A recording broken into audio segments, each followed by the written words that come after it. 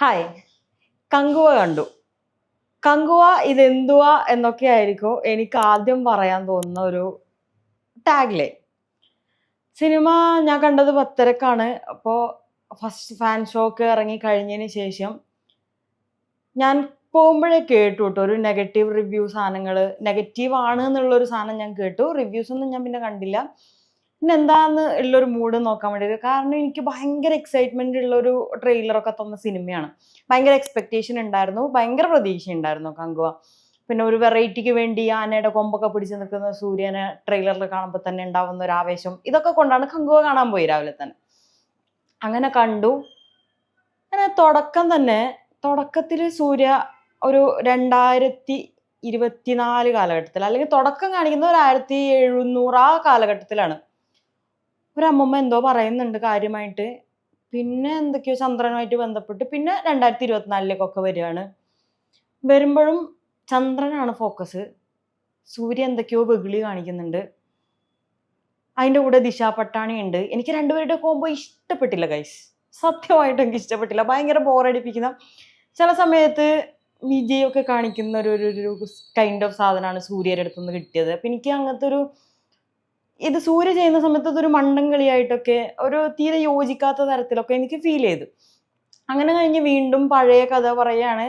പഴയ കഥ പറയുമ്പം എനിക്ക് ഇഷ്ടപ്പെട്ടു വന്നു. ഇഷ്ടപ്പെട്ടു, കഥയിലേക്ക് ഇറങ്ങി. കഥയൊന്നല്ല, കഥയും തിരക്കഥയൊക്കെ വേറെ സൈഡിൽ.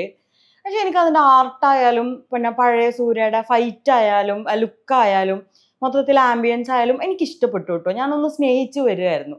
അങ്ങനെ ഞാൻ സ്നേഹിച്ചു വന്ന് ഫസ്റ്റ് ഹാഫ് ഇന്റർവെൽ വരെ ഓക്കെ ആയിരുന്നു പോയി.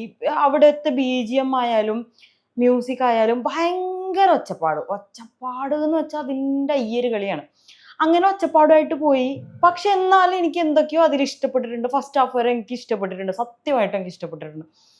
അപ്പോൾ തന്നെ ഞാൻ വിചാരിച്ചു ഇതിനെന്താണ് ഇങ്ങനെ നെഗറ്റീവ് പറയാൻ. ആദ്യത്തെ ഒരു ഭാഗം ഉണ്ടായിരുന്നു, അതൊക്കെ വിട്ട് കളയാന്നുള്ളൊരു മൂഡിൽ വന്നു. അങ്ങനെ ഫസ്റ്റ് ഹാഫ് കഴിഞ്ഞിട്ട് എനിക്കിഷ്ടമായി. ഞാൻ ഓക്കെ, ഇന്റർവെല്ലിന് ശേഷം കാണാനുള്ള ഒരു കൗതുകം. സെക്കൻഡ് ഹാഫ് കാണുന്നു. സെക്കൻഡ് ഹാഫിലെത്തുമ്പോൾ വൈ നെഗറ്റീവ്സ് എന്നുള്ളതിനൊക്കെ ഉത്തരം അവിടെയുണ്ട്. എന്താ പറയാ, ഒരു കഥ പറഞ്ഞു വന്നിട്ട്, അല്ലെങ്കിൽ എന്തോ പറഞ്ഞു വരുന്നുണ്ട് ഇവര്, കഥയും തിരക്കഥയൊക്കെ ആയിട്ട് എന്തൊക്കെയോ ഒരു സാധനം പറഞ്ഞു വരുന്നുണ്ട്. അവിടുന്ന് അവസാനം ഒരു ചക്കക്കറി കുഴച്ചിട്ട മാതിരി പഴയ കാലം കാണിക്കുന്നു, പുതിയ കാലം കാണിക്കുന്നു, എന്തൊക്കെയോ മിക്സ് ചെയ്യുന്നു, അടിക്കുന്നു, ഇടിക്കുന്നു. ഒന്നും മനസ്സിലാവാത്തതാണോ അതെനിക്ക്.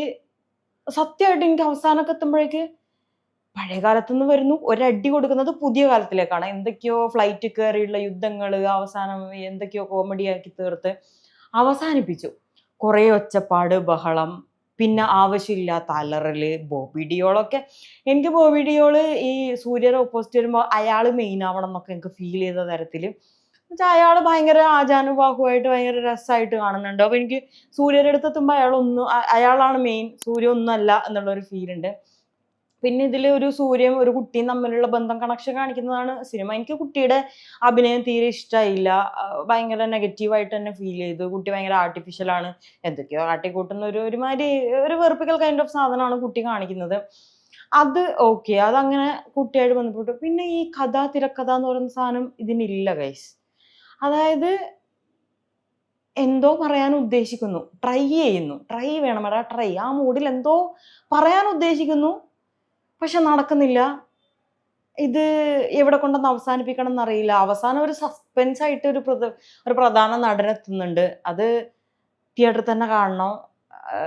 എനിക്ക് മൊത്തത്തിൽ അങ്ങോട്ട് ഇഷ്ടപ്പെട്ടില്ല എന്ന് തന്നെ പറയാം സിനിമ. പക്ഷെ ഫസ്റ്റ് ഹാഫ് എനിക്ക് ഓക്കെ ആയിരുന്നു കേട്ടോ. അതിൻ്റെ ആർട്ട് വർക്കൊക്കെ എനിക്ക് ഭയങ്കര ഇഷ്ടപ്പെട്ടു. ഫൈറ്റും എനിക്ക് ഇഷ്ടപ്പെട്ടു. പിന്നെ ആവശ്യമില്ലാത്ത കുറേ സീനുകൾ ഉണ്ടായിരുന്നു. ആ മുതലയുടെ സീൻ, നമ്മൾ ട്രെയിലറിൽ കാണുന്ന മുതലയുടെ സീൻ, കുറെ പുലി വരുന്നു, ആന വരുന്നു, ഇതിനൊന്നും ഒരാവശ്യമില്ലായിരുന്നു. ആദ്യം തന്നെ ക്യാരക്ടർ ബിൽഡ് ചെയ്തുകൊണ്ടൊന്നും ഇയാൾ മഹാനാണെന്ന് നമുക്ക് മനസ്സിലായി. സെക്കൻഡ് ഹാഫ് എത്തുമ്പോഴും ഇത് തന്നെ സംഭവം, ഇതിൻ്റെ അപ്പുറത്തേക്ക് നീങ്ങുന്നില്ല.